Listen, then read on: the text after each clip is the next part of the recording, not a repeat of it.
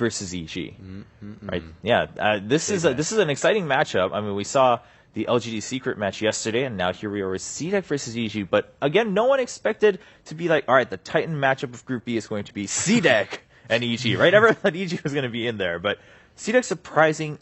How well prepared do you think EG is for this? I was going to just say something to go on that note, too, because, and it could be all up front, but whenever they like to interview, like, their captain, PPD and stuff, they always talk about, like, oh, I don't really watch much of the Chinese teams and how they play, you know, we're just going to bring our style. Now, they could be lying and actually be researching and stuff, but CDEC is one of those teams that maybe they actually did look over. Being a wildcard team, they're probably like, we don't have to worry too much about them, but now they're the most hyped up match today, and I really hope they didn't just look over them because they bring a very aggressive style that can throw EG off. A lot of teams have been citing his gyrocopter, aggressive gyrocopter, as a very difficult hero player combination to play against. But they also he plays a lot of different heroes. I saw them like run Slardar and just absolutely destroy yesterday. So I think even if they just pull from this most recent pool of TI matches from CDEC, they're still not going to have a lot of information about them. And I can't expect for PPD to be fully prepared for this match.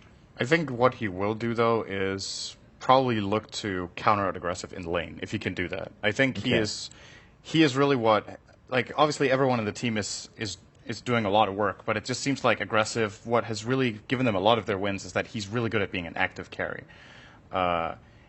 In a sense, it's similar to how we see for Secret Arteezy. In the past, he had a time when he farmed a lot. He's starting to get way more involved, apart from when he's playing Anti-Mage and he has to farm. Right. But sometimes when we see him on other carries, he does like to join fights earlier with his gyrocopter, unless, you know, it's kind of the direction the game is going in, that teams gather up and fight really early, so your carry needs to be able to join small skirmishes, ganks, and, of course, big team fights.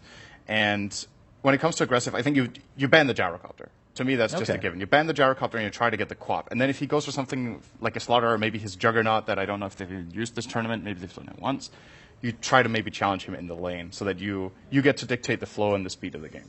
Okay, now, whenever we talk about EG and their preparation, a lot of times it shows right away in their very first phase bans, because they ban things that most other teams do not in the first phase. They let a lot of the high priority picks just stay open for both teams to take as a free-for-all. You mentioned Gyro definitely still ban out when it's up against CDEC.